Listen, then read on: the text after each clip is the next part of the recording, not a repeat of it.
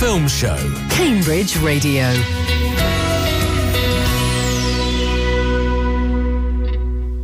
Hello, good afternoon. You're listening to Cambridge Radio, and this is the Cambridge Film Show, your fortnightly roundup of all the films worth watching and not worth watching that can be viewed in the city and the surrounding area. I'm joined here by my team of excellent reviewers, Lorcan O'Neill. Hello. And Will Johnson. That's me, hello. And Emma Marchant. Hi there. And this is quite a milestone for us as well, because this is actually our 100th show since returning from COVID. So a very exciting day for us, and I hope that we've got some interesting films to share with you today. We've got a typically packed lineup. We'll be kicking off with Zach Cregger's follow-up to Barbarian, the horror mystery Weapons.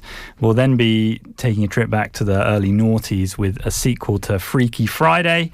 Then we've got DreamWorks' next offering in The Bad Guys 2, followed by Jendy Tarkovsky's slightly obscene Netflix animated offering Fixed. Then Celine Song's follow-up to Past Lives, The Materialists, and another romantic film, although very different to Materialists, Together, about a metaphor for codependent and slightly toxic relationships. We've got action sequel Nobody 2, and finishing off with a nice buddy movie, The Pickup. So, without further ado, let's begin by talking about Weapons. So this is a genre-defying movie, really. It's definitely a horror, but it's also extremely funny, and essentially tells the story of 17 children who mysteriously run off into the night one day. Here's a trailer. This is a true story that happened in my town.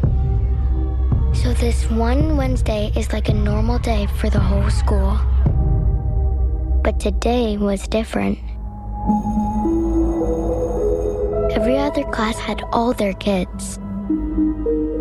But Mrs. Gandy's room was totally empty. And do you know why? Because the night before, at 2:17 in the morning, every kid woke up, got out of bed, walked downstairs, and into the dark. And they never came back. So, this is really a film where the less you know, the better, because you've got in that trailer the sort of haunting, almost fairy tale-like setup, and then the movie really sort of spirals from there. So, Lorcan, you are channeling the spirit of Chloe Kelly a little bit, because you found this so nice you had to do it twice. How would you explain to people why they should see this without spoiling the unpredictable joy? You're absolutely right. Best go in without knowing anything. I had to close my eyes and shut my ears every time a trailer came on during the cinema, because I just wanted to go into this completely blind, because I really enjoyed Zach Cregger's previous film, Barbarian. He's a comic alum. He starred and directed Miss March, and he was a big part of the Whitest Kids You Know sketch show, and he's transitioned rather beautifully into horror.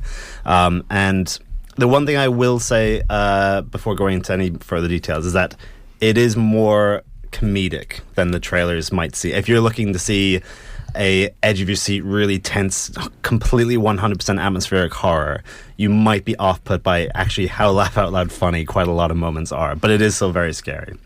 No, it's really hard to know where to start, because everything is so great in this film. And I watched it twice because it's one of those films where once you see it, you want to see other people's reactions to it. It's very entertaining. It's a good crowd watch. All the performances are just stellar. Everyone's perfectly cast. It's nice to see Alden Ehrenreich, who I think had one of the most fantastic debuts ever in Hail Caesar. He's so charming and charismatic. He's kind of blipped off the radar for a while. But everyone's really, really good. The pacing of the film is fantastic. It's structured in a really unique way, where it just keeps you guessing, keeps you on the edge of your seat, and you can't wait to find out what happens. And whenever you do, it is immensely satisfying. Yeah, I'll just jump in on there on the joy of watching this in a packed screening. I mean, the ending for this is absolutely fantastic. And a woman a couple of rows behind me literally screamed, "Oh my God!" when what is inevitable finally happens. And Yeah, the structure of this film really adds to the tension because it's told in this sort of character-focused chapter structure where each little chapter focuses on a different character and how they have been exposed to this central mystery, and then each chapter ends with its own mini climax before rewinding you in time to focus on a new character. And every time you're getting a little bit more information, you're going a little bit further in the timeline, and it's just a fantastic structure. I think if you laid out the plot from A to B in a linear way, it wouldn't be anywhere near as enjoyable. So Emma, I'll come to you next. So you requested a companion to see this because the horror factor may just have been too much. So my question for you is, did you enjoy Barbarian, and did you cope with this? I like that you're making me sound like some kind of 19th century lady of means. Well, that's how you portrayed yourself. I know I do, because I get really freaked out. I do kind of get freaked out about horror. And the last show we did, we talked about Bring Her Back, which, it's been a big year for horror, let's say. And Bring Her Back, there was a lot of talk about how just incredibly horrific that was, and scary and awful and bleak. And I was assured this was not going to be the same. But Barbarian is bonkers. If you haven't seen Barbarian... Well, this is pretty bonkers as well. Oh, yeah, this is bonkers too. But I guess you're expecting it. If you've seen Barbarian, like Lorcan said, if you've seen Barbarian, you kind of know what to expect from Zach Cregger, and you know there is going to be gore, which I think it says there, strong bloody gore is what this is really sort of rated an 18 for. But Lorcan did very kindly come as my companion. And I did think I screeched, I think 3 times. I may have grabbed his arm 1 time, but all of that was all really more in an enjoyable hysteria, because I think that is what this film gives you. It is a ride, and like you say, the overlapping chapters, the way they tell it, the casting. I mean, I didn't know, a little bit like Lorcan and probably you, I went in as dark as I could do into this. I knew Julia Garner was in it. I knew Josh Brolin was in it, who I love. I had no idea Benedict Wong was in it, and I really I just loved his. I just loved his role so much. And there were Amy Madigan is in it, and she's a stalwart from the 80s, but really playing against type in this. It was a riot. It's a riot, and it's a really, really smart film. It doesn't necessarily. I think there's been some talk about the idea that obviously it's children who have gone missing, and it's called Weapons. It wouldn't be. It's not too much to say that obviously there's about. It wouldn't be too much to give away to say there's been some talk around teen violence and school shootings and literal weaponization, if you like. But I don't think it's trying to say anything too deep like that. I think it's just having a really good time. And I did say that to Lorcan when I came out. And it's great. It takes a twisted fairy tale and makes it even more twisted, and does it with just such aplomb that I think Zach Cregger is awesome. Yeah, just to jump on that point, I think for a big thing with me for horror is that if you have to think about it, it's just immediately not scary. So having a film that is just, here's a creepy scenario, and you don't have to think about this or that or that. It's just a pure character thrill ride, which I really enjoyed. Yeah. But I think that you can think about it a bit more if you want to, sort of imagining why it's called Weapons, and again, trying not to give away much of the actual plot. But to me, that kind of meant that a lot of times throughout this film, you see characters being manipulated into doing things that they wouldn't originally want to do, and potentially being used for harmful purposes. And that's my interpretation. So something that I really enjoyed about this was it's not a sort of pure bleak horror as Bring Her Back was. I enjoyed that, but it was a film that just left you feeling completely drained. Whereas the horror is more of a roller coaster thrill ride, as you say, Emma, and you get elements of the creepy cattle prod jump scare horror of sort of creepy things hanging out on the ceiling, but you also get sort of creepy things in the distance slowly getting closer, and you're sort of trying to work out what's it going to do, and it's just absolutely fantastic. Yeah, and can I shout out, is it Carrie Christopher, who plays Alex, who's kind of our central, because the thing is, and this is giving nothing away, the whole class has gone missing apart from one boy, and his performance I thought was really central, because it's not a film in which you have to see much of people's outside lives. Obviously there is a town in crisis because they've lost 17 children, but you don't see much of people's sort of domestic lives or whatever, which I appreciated. But Alex has to play some kind of sympathetic role in the middle, and I thought that young kid did a really good job. I haven't seen him in anything, but I thought he was great, and he's got a lot of talent around him, but he was really, really good. And while we're shouting out just the slew of fantastic performances, I think he's a Euphoria alum, but Austin Abrams here, who plays a really despicable character, but he's so charismatic. You just love him, and he's going to be in Zach Cregger's next film, which is going to be a Resident Evil adaptation, which I'm so already excited for. He's going to go and see that 3 times in the cinema. Yeah, I'm extremely excited for anything Zach Cregger does. He piqued my interest with Barbarian, and we're absolutely not seeing that sort of second big film fall off. So absolutely very excited for Resident Evil or whatever he does next. Okay, I'm sure we could go for longer on that, but 8 films to get through. Next, we're going to take a big change in tone to talk about Freakier Friday. Here's a trailer. You two are called to be family. Yeah, right. Don't remind me. You've walked in each other's path. You learned a lesson that may serve you again. Okay, that's enough. Thank you very much. One more thing. Right over there is a QR code that you can tip me with. Change the hearts you know are wrong to reach the place where you belong. Oh my God, what is happening? Okay, Who am I? It's me. It's Mom. If you're me and I'm you, then who's that? I'm Grandma, sweetheart. Yeah! Okay, so this is Freakier Friday, a sequel to the 2002, I think, Jamie Lee Curtis, Lindsay Lohan original. I'm going to test the knowledge of our reviewers now. So not counting the Vince Vaughn Freaky sort of spin-off, how many Freaky Friday movies have there been? I think this would be the third one, because the first one was it Barbara Harrison, Jodie Foster. That was the best one. Okay, this is, according to Wikipedia, this is actually the 7th movie to be adapting what was originally a book. So familiar territory. Okay, although I think this is the first one that's a direct sequel to one of the others. So, Will, I'll come to you first. Did you enjoy this, and did we need it? Well, it might have been long overdue. It starts off very slowly but picks up pace well.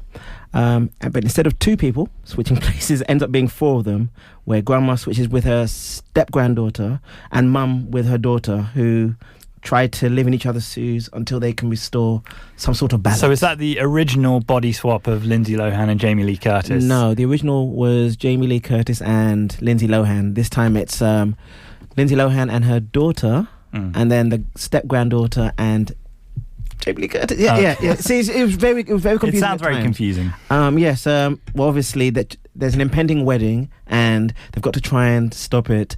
But at times, you sit there thinking, which character switched with who? But it does have a moral ending. I can actually say that. And there's a nice little Ferris Bueller moment, which involves a car. So if you've seen Ferris Bueller, you'll appreciate that moment. Okay, it sounds like quite a relaxed, easy watch. So, Lorcan, did you enjoy this, and did you get much out of it?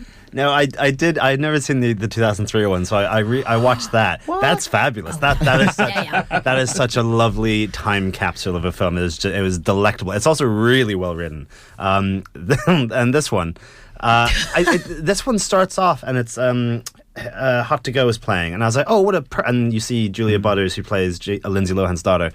You see her surfing. It's like, oh, what a perfect way to start off this film. Now, the summer of 2024 when this is presumably filmed, and the music fades down just before it gets to the chorus, and then for the rest of the film, there's not really any notable music. So I was like, maybe they didn't pay for the rights to that song. And then that kind of everything's just kind of a half measure here. It takes way too long for the body swap to happen. They don't do the original gimmick from the first one because it's probably problematic. What's the original? I've not seen any of them. Was it a Chinese restaurant? Chinese restaurant owner, and she's decked up in like the full Chinese garb. Where she is in this one, but she's a friend, and she's similarly to Gremlins. Let's say there's a Gremlins vibe about it. But so they changed that up here. But it takes so long for the body swap to happen, and there's so many characters. I was just like, I don't even know who's going to get swapped with who. And then it happens. It's like, oh, it's these 4, and that's how you're going to do the body swap. And yeah, having Jamie Lee Curtis be possessed by some random British girl, his stepdaughter, and it's just so strange. So is she doing a British accent? No, because they have to keep. Sometimes at the beginning she does. Her rhetoric is, but yeah. I think before we started talking about this, Will said, "Was this a cringe for you?" And I said, "No, it was not a full cringe." I know I harp on about how old I am on the show, but I'm, of course, old enough to have read the book originally. I wasn't quite old enough to see the original film. I think I was only 3 when the original Jodie Foster one came out. But the book was an absolute staple of my tween years, and Freaky Friday was a noughties classic. It made the mistake. There was the Family Switch, right? Was that Prime Video that came out at Christmas, and they made the mistake of swapping 4 people. You don't need 4 people in a body swap comic. You've just seen the 2. And Julia Butters, who is so amazing in Once Upon a Time in Hollywood, and I haven't actually seen her in anything since, but I do understand that she's really scaling the ladder. She plays the daughter, some random British woman, as random British girl, as Lorcan said, plays his stepdaughter. This is all to do with Lindsay Lohan is about to get married after a whirlwind romance to this girl's dad, and they want to move them back to London. And obviously these 2 teen girls do not want, they hate each other, and they don't want to, surfing Julia Butters' character doesn't want to go back to LA. However, I'm going to say Manny Jacinto, best known for The Good Place with Lane Jason, I really liked him. He plays this sort of fairly uninspiring role for him. It's kind of underwritten, I would say, as Lindsay Lohan's new love, and he gave a good energy, as did, I don't know, I mean, Chad Michael Murray pops back as from Freaky Friday as and his first love Jake, who actually had a really inappropriate crush on Jamie Lee Curtis in the first film, and they carry that through into this film, and that does lead to some laughs. And it's wonderful to see Lindsay Lohan back. I don't think anyone disagrees with that after her Netflix, after her kind of comeback with her Netflix, An Irish Week. I mean, we've talked about those, Falling for Christmas and Irish Week, which are their own genre of specialness. But she looks amazing. She's got great comic timing. She and Jamie Lee Curtis obviously do get on together. They do vibe together. So the bits where they are together as 2 teenage girls in their bodies, I really enjoyed. The bits that maybe didn't work so well were the teenage girls possessed by Jamie Lee Curtis and Lindsay Lohan.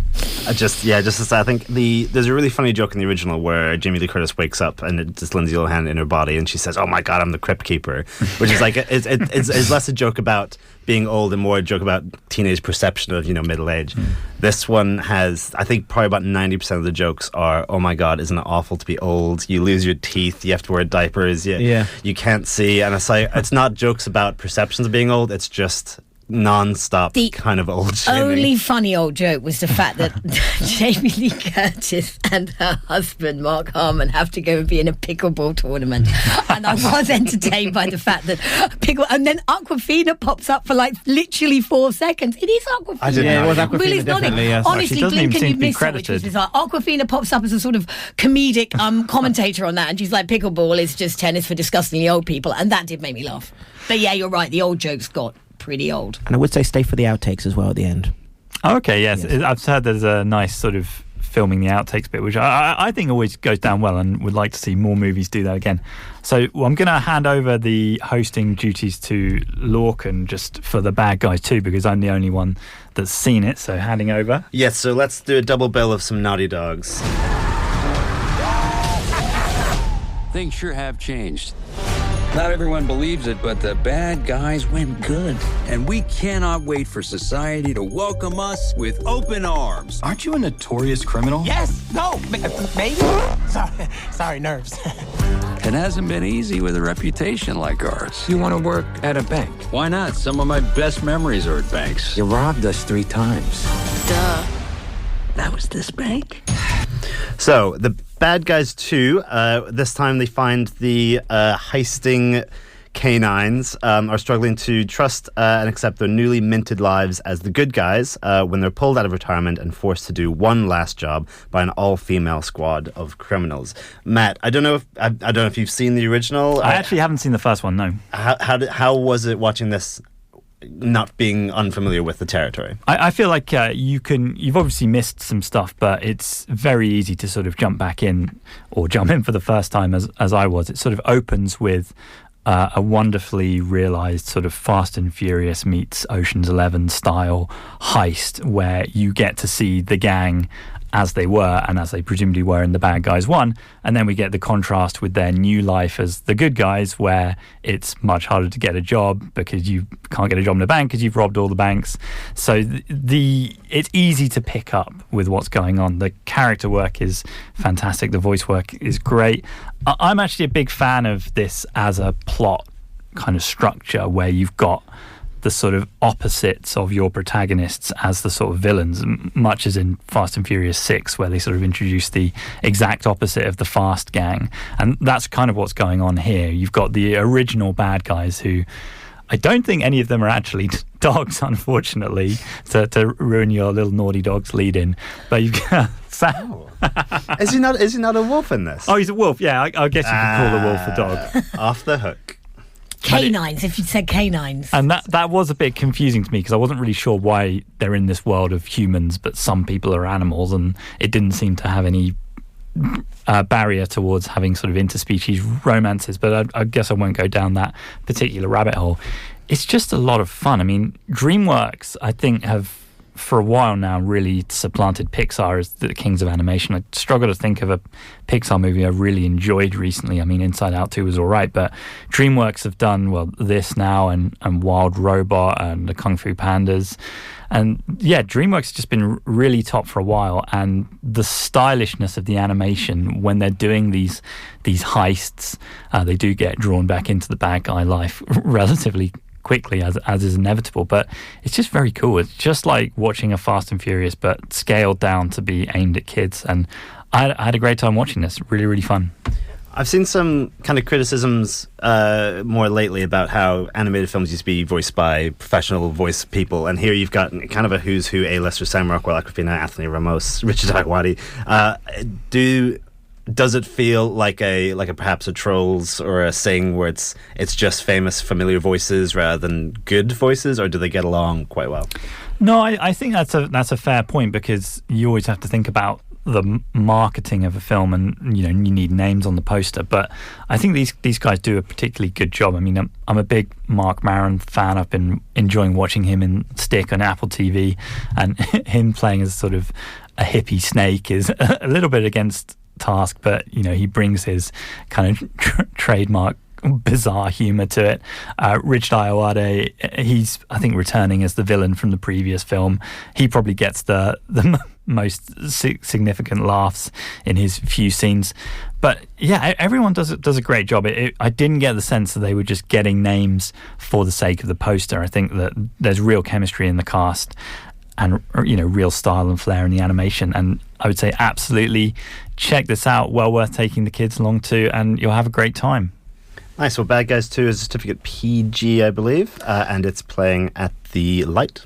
So now we're going to go to the actual naughty dogs of the day in Fixed, and I elected not to try and find a trailer for this because it just sounded absolutely obscene. I'm going to admit that I tried to watch this and I made it about 10 minutes in and just thought, is this it? Is this what it's going to be the whole time? Which is a shame, because I like Genndy Tartakovsky. He did the Hotel Transylvania movies and Dexter's Lab and Samurai Jack back in the day. So I was really excited for this, and I've heard this is a real passion project, but it just didn't work for me. So Lorcan, am I missing something, or was there more to it than just butt jokes? No, but some of the butt jokes were funny. I think it's a breezy 83, 84 minutes. Again, I'm quite a big fan of Genndy Tartakovsky. If you're going into this looking for good animation, no.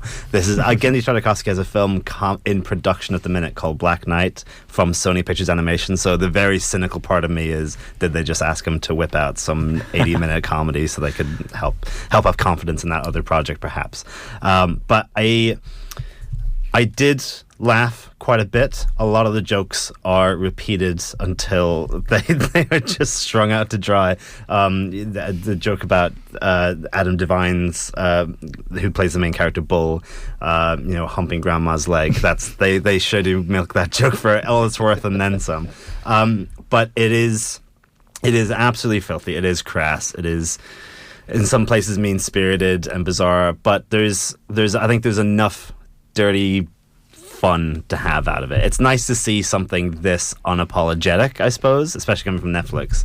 And I don't know, it's the film you would have felt naughty if you had watched it behind your parents' back as a kid. I think that spirit is alive and well in this.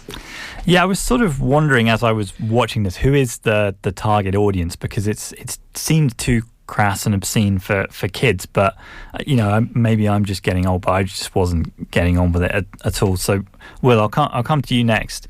With all of the crassness and crudity going on. Is there actually an emotional centre here to the plot, or is it just silly? The film does incorporate a little love story in there, but as Lorcan said, basically it's rude, crude, absolutely hilarious. And if you like films like Strays, which I think came out last year, and Sausage Party, including the follow-up Foodtopia, this is definitely the film for you.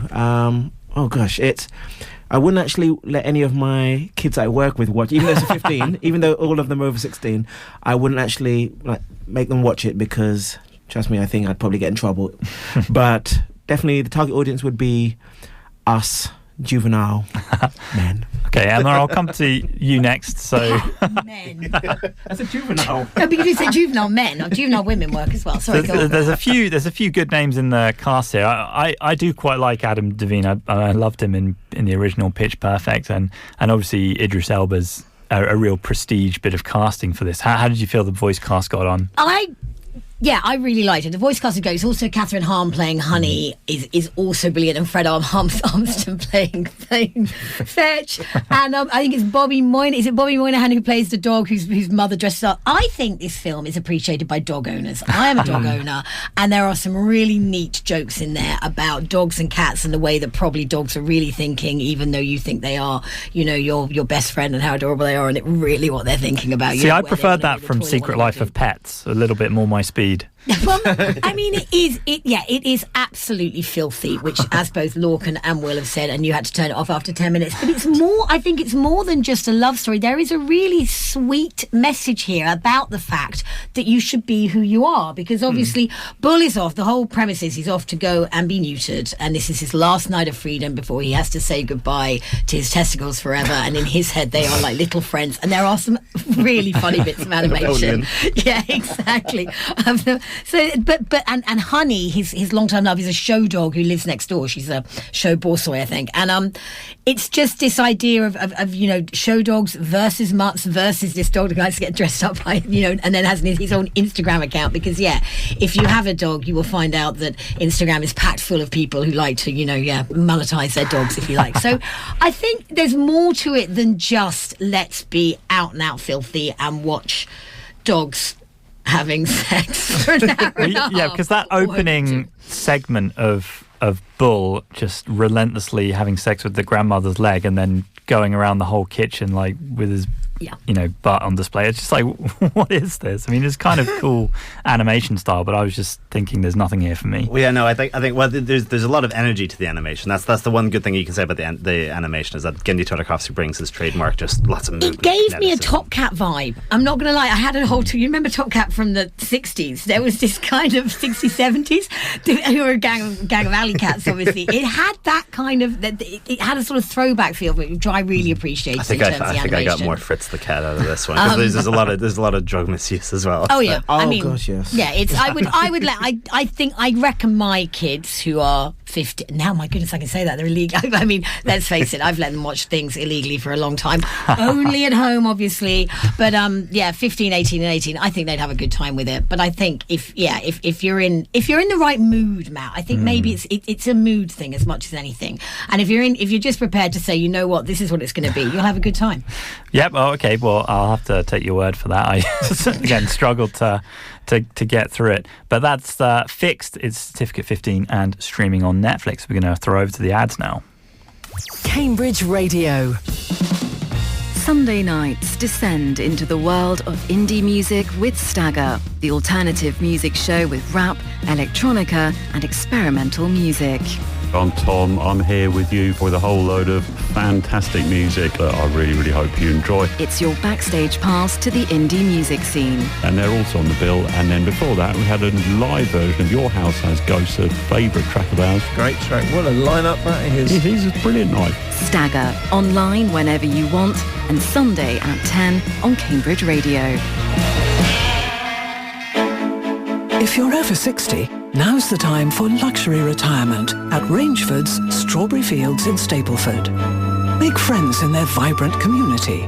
There's a restaurant and bar with a gym, swimming pool and full clubhouse facilities. Worry-free retirement at Strawberry Fields in Stapleford.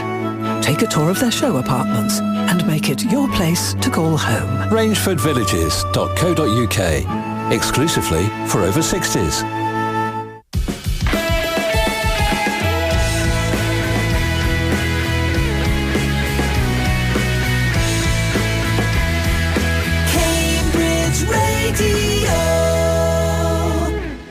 Welcome back to the Cambridge Film Show. I'm Lorcan, along with our host Matt and reviewers Emma and Will. Just a shout out to say that you can find all of our podcasts, as this is our 100th episode. What better time to go back and look through all our historical podcasts on the Cambridge Radio website, Cambridge 105 Radio website. And if you'd like to get in touch with us here on the show, you can text or WhatsApp to 07919 070 490, 07919 070 490, or email studio@cambridge.radio.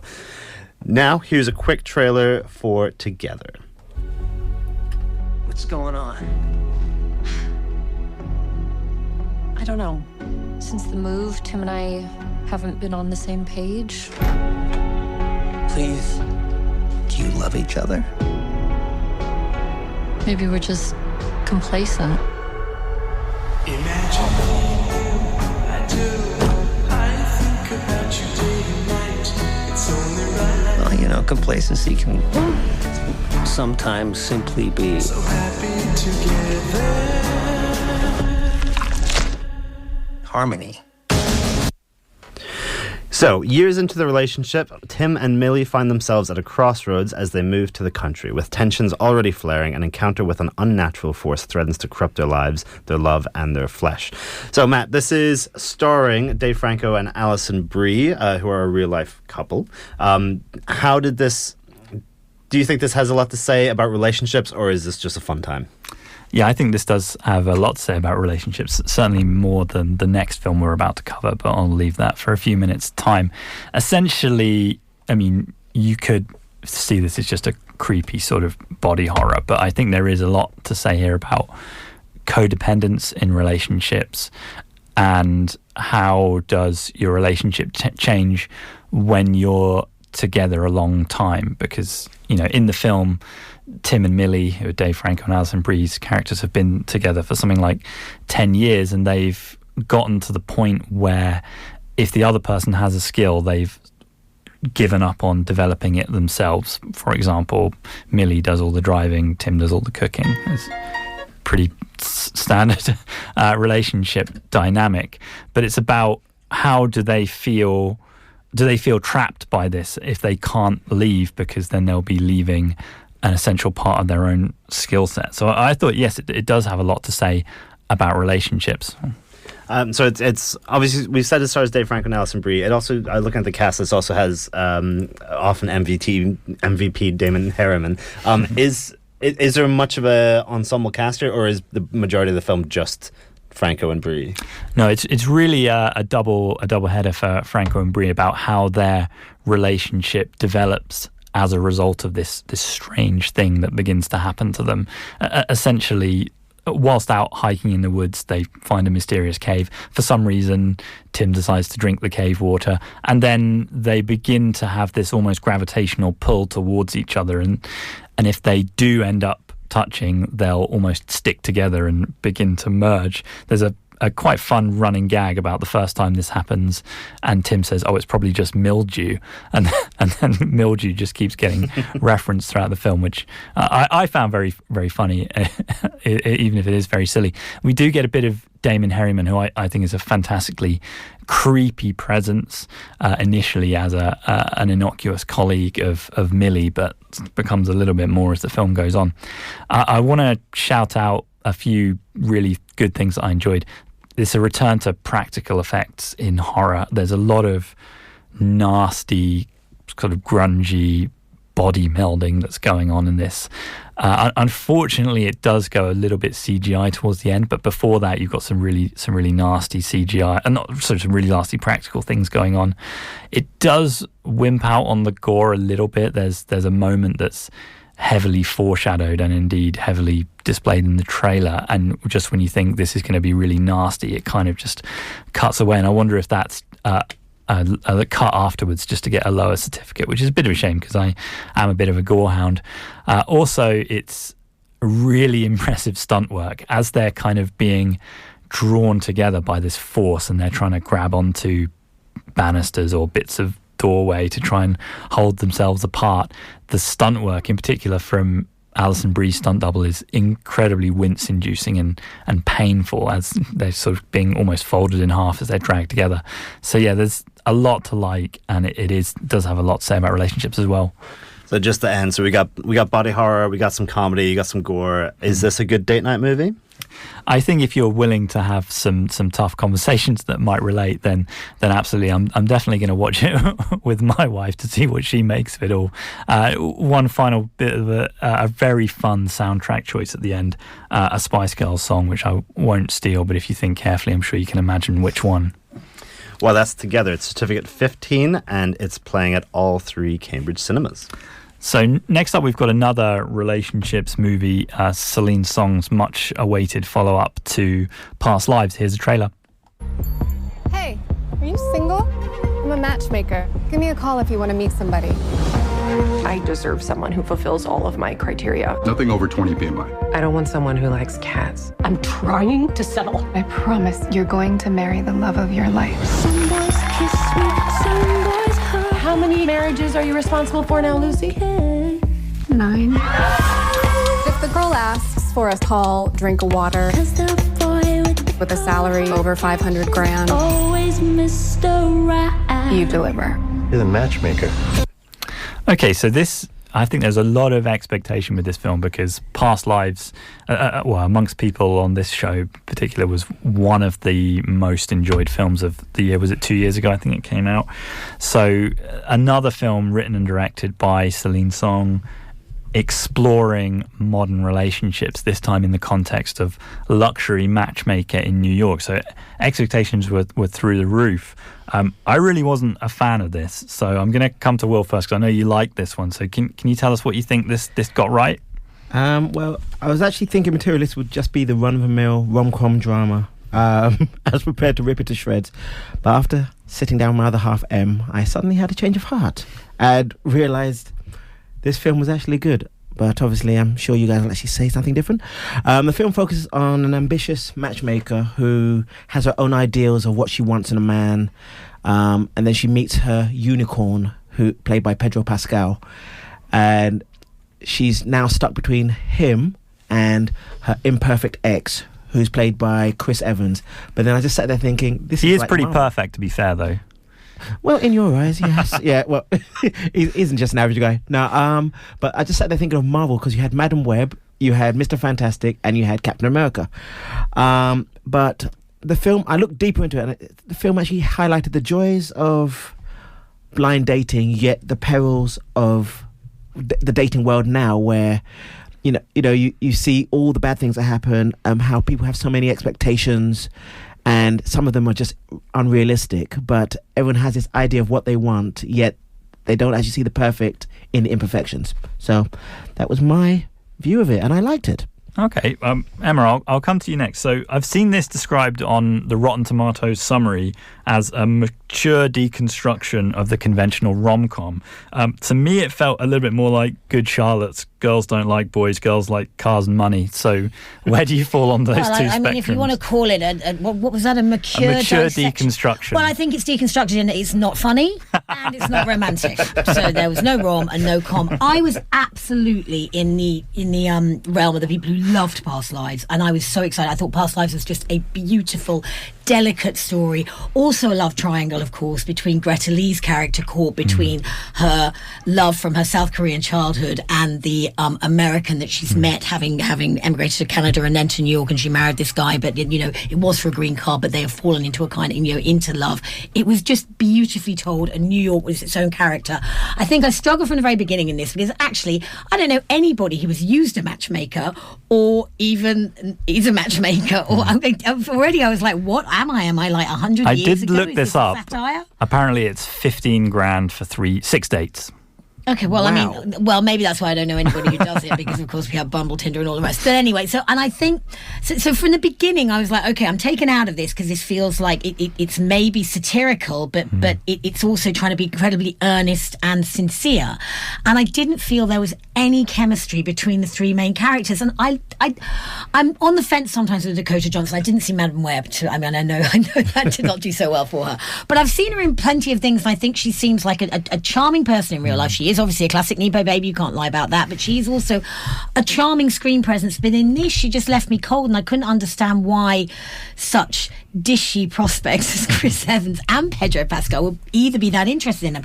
No one seemed to sort of be in the same place at the same time, talking the same stuff at the same time. It just didn't work, and it's such a shame. It just felt too removed. In a way, Past Lives, Greta Lee's character is quite inscrutable, but that worked. There was a sensitivity and a tenderness there. That all seemed to go in a kind of like, let's tick the numbers and try and make a movie. It didn't make me think. It didn't make me care. I just didn't care about any of them. It did feel like they'd been directed to show as little emotion as possible in all of the scenes, and all of the characters just felt like a mouthpiece for the director to make some pretty trite observations on dating, like, okay, is it possible to be happy if you're under 6 feet tall? This director seems not to think so. It all just felt extremely flat for me. So, Lorcan, what's your take? Some people have really loved this, and they really gotten on board with it. I didn't. It's one of those films where it started off, it's like, you're right, it's like M. Night Shyamalan dialogue. It's not just the directing, it's the dialogue is so like stilted and bizarre and delivered so flatly. It was like, well, okay, is this supposed to be a metaphor? Am I watching real characters in real situation, or am I supposed to take this all in the sleeve and it's a metaphor for like, what if online dating was happening in the real world and that kind of thing? But if that's the case, it blew it, because there's so many opportunities of fun things you could do there, and I think fun is the main thing this film's lacking. It's, yeah, like Emma says, it's a rom-com, but it's not very much rom, because everyone's so sterile and there's no comedy from what I can remember watching it.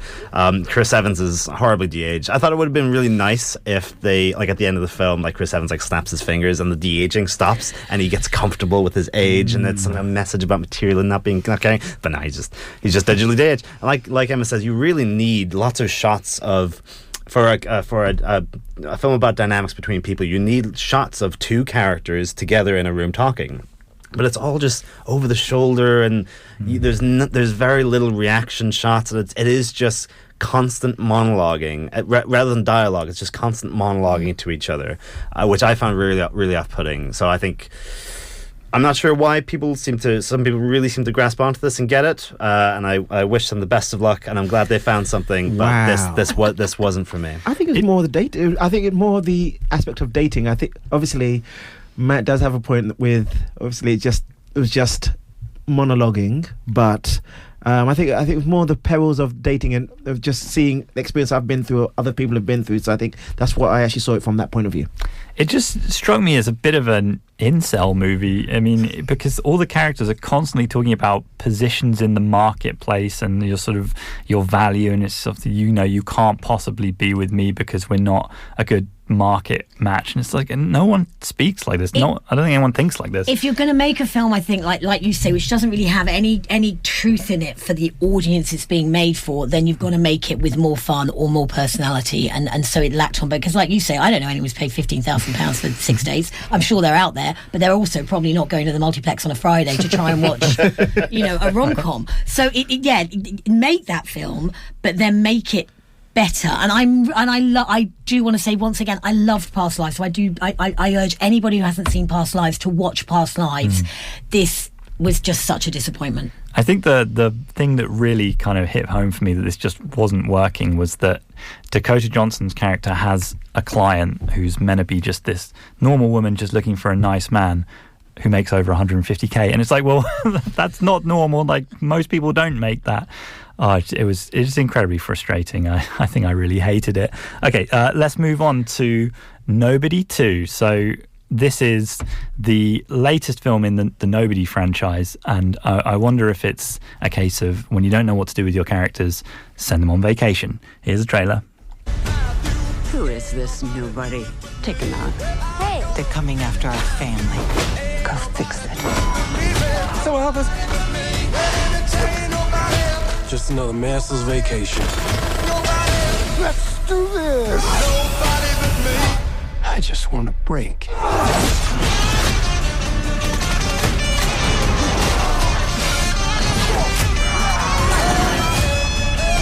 Who sent you? His better half.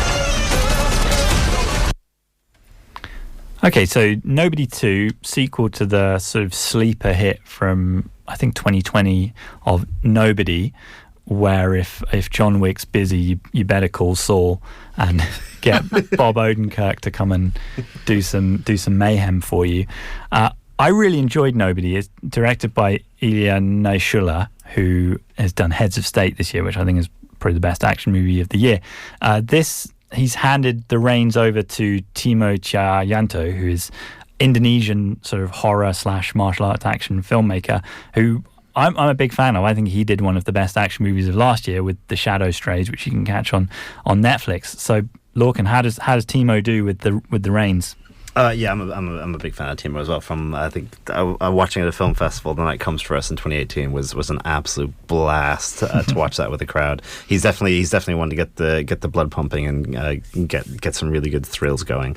I think I just watched this under the perfect circumstances. It was like a really nice day. The Everyman's really convenient for me. I went in, got a beer, sat down in the lovely chairs, and just let the film wash over me.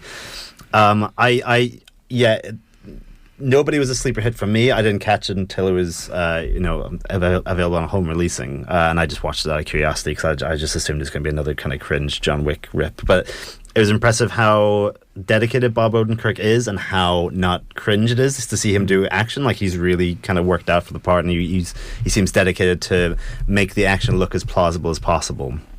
And then you got Christopher Lloyd, who's just a national treasure, absolute delight, steals the show every time.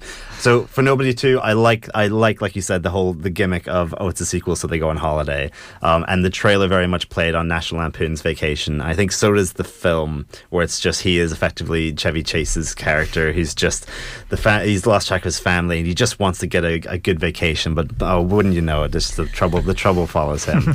And I think the first 3/4 of the film I really loved. It is so perfectly paced. It's very lean, where it's just set up action, and it's 89 minutes or less. You're absolutely in and you're out. The only thing is, I think the film, Timo's strength definitely, and the strength of the first film, is less the gunplay and more the brutal bare knuckle action. And the first 3/4 of the film has a lot of that and really creative, fun set pieces. But the action climax for this left me a little wanting more, because it is just someone runs, pulls a string, and then a thing happens. And I said, well, that's not what we're here for. We're here for the gritty action. But overall, I had a really good time. All the performances are really strong. I thought it was really funny as well. Yeah, I have to say I'm a bit disappointed by this, because finding out that it's directed by Timo Tjahjanto just put my expectations through the roof. He is going to have another crack at Hollywood later on, either next year or the year after, with The Beekeeper 2, which I'm quite excited about. Of course you are. Statham. Yeah, I found out the other day that I have actually watched every Jason Statham film, which I didn't realise. But anyway, I digress. I think that it really... I think what made the first one great was that you got the contrast of Bob Odenkirk being a nobody, along with he can actually do some action, and there's a lot of humour in him giving up his normal life. Whereas in this, he's already given up the normal life, so he's just the assassin, hitman, whatever, throughout the whole thing. So there's less of that humour of him just being an everyman, taking the bins out and whatever. And I just saw the action just fell flat. I mean, Lorcan, you've already alluded to the climax. They set up some characters as sort of a physical match for Hutch, and then they kind of end up just being, dealt with in a very unsatisfying way, which really didn't work for me. Sharon Stone's having a whale of a time as sort of evil Russian villain Lendina, but she doesn't really get a very satisfying payoff either. So that is a real missed opportunity, unfortunately. I like the setting.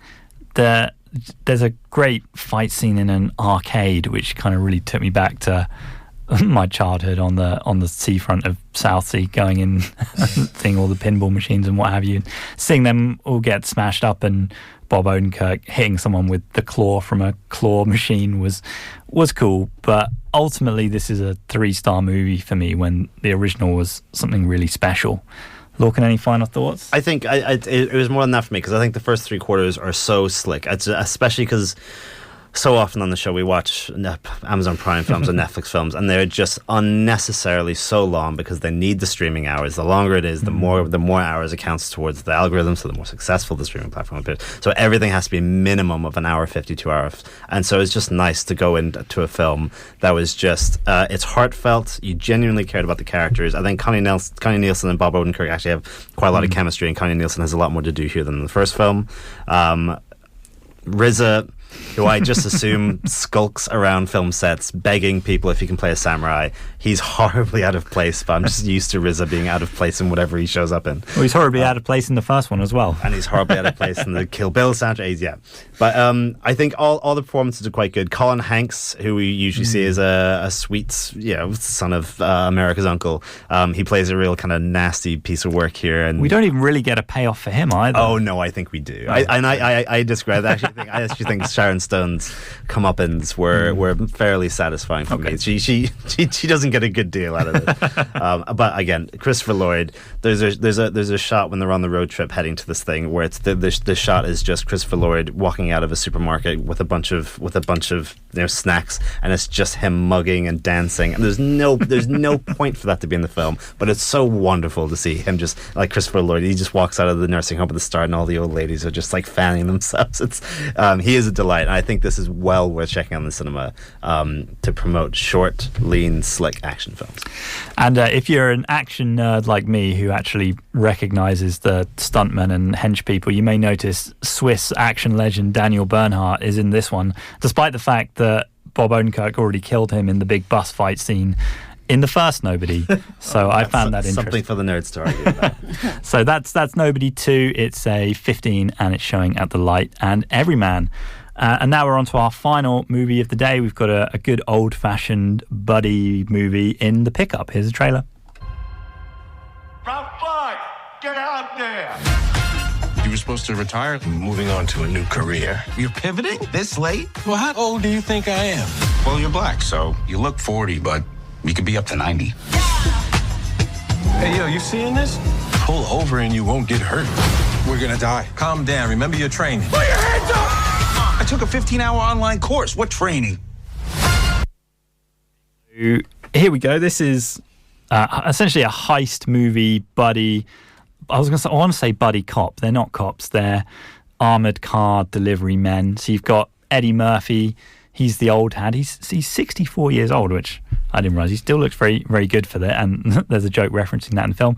And Pete Davidson as his sort of, screw-up partner, just having a bit of banter. Emma, did you like this? Well, I watched it this morning, actually, and I wasn't going to. And then you, actually, Matthew, were like, no, we're sticking with it. I want to do it, because it's kind of gone past my Amazon Prime, as I've been scrolling through.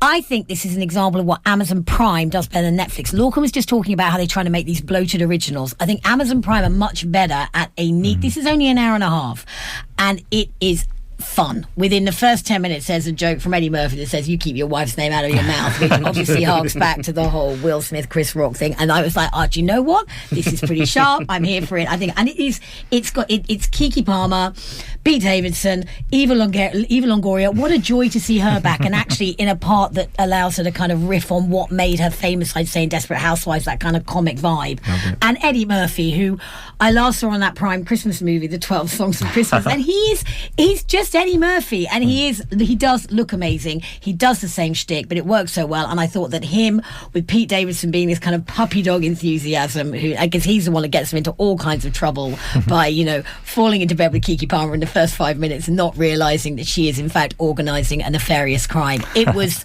the action shots are good. The car, I thought the car, there's a lot of fights with the armored truck and the cars, and they were really well done. There was a kind of classic 80s jump into the sort of fire at the end. I just thought this was an example of what Amazon can do really well sometimes. A good original, good stars, sharp script. swift running time. Yeah, I would say that for me, when I looked at the poster for this on Amazon, I thought there is no way that I'm ever going to give this more than 3 stars. But then I ended up giving it 3 stars. So it's what I would think of as a film that has a low potential ceiling for how much you might enjoy it. But that doesn't mean I didn't enjoy it at least a bit. So it's directed by Tim Story, who you could describe as a bit of a journeyman. He actually did the first 2 Fantastic Four movies back in the noughties, as well as the Blackening and the Ride Along movies. And I don't think any of those movies are particularly good. But this was kind of fine. Will, what was your take on it? My take was, basically Eddie Murphy played Eddie Murphy, Pete Davidson played Pete Davidson. So I don't think they turned up, acted, didn't put much effort in, but still made a good film. Yeah, the ending was a bit of a mystery for me, because obviously wasn't a proper explanation of. We don't need that really, though. End, but yeah, we did obviously, but I think they just turned up. They didn't actually have to put much effort in, but still made a decent movie. Yeah, just put a couple of charismatic mismatched buddies on screen and just let them cook. Can't argue with that. Lorcan, I know you're a fan of the action sequences. It reminded me a bit of the Michael Bay movie Ambulance. Oh, it's a little less effort. It's a low effort ambulance. Had effort. Yeah, I think this is. I really didn't get along. I mean, Eddie Murphy, he's so charismatic, but just him shouting random things. Can only fuel this film for so long. I think as soon as the action started picking up, and there's some really fun, dynamic car chase stunts, like really long sequences. That must have been really difficult to do. That's when I piqued my interest, and I was like, oh, maybe there's something more to this. And as the film goes, I didn't find it particularly funny. I didn't find the quipping very good, but I think the relationship between Eddie Murphy, Pete Davidson, and Keke Palmer grew on me. Is that you get you know more about the characters and less about the mugging and the quips. I would say a 3-star film, perfectly enjoyable, good action film. Yeah, and there's some cool slow-mo as well involving a dive bomb in the money, so watch out for that. That's about all we've got time for this week, so I hope you'll join us in 2 weeks' time, when hopefully we're going to be covering the new A24 Western Eddington, which has a bit of a struggling release history. We've also got Stephen King movie Life of Chuck, relationship comedy drama The Roses, and Austin Butler's Caught Stealing. But that's goodbye from us. Goodbye. Bye.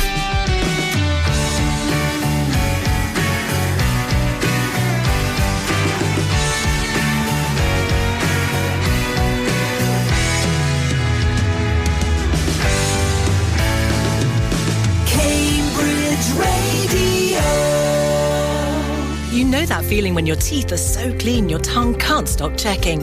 At Wello, we make it easy to keep your smile feeling amazing. No dentist referral needed. And right now, you can enjoy 30% off all cleans, making our welcome appointment just £62 for a pain-free but thorough clean.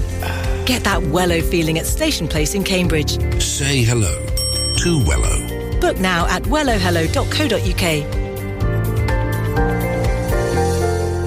This is Cambridge Radio. Cambridge is close to my heart. I've been here since 2011, and we have such a unique coalescence of factors sort of supporting the biotech industry. There was an old saying, if you couldn't get it down Mill Road, you couldn't get it anywhere. Old friends from school, go back to Coleridge, most of this lot. Just growing from strength to strength. Every group, every dynamic, whether it's from the kids getting into cycling, a social group going for a coffee, or those people who want a bit of a thrashing going for a fast tempo ride.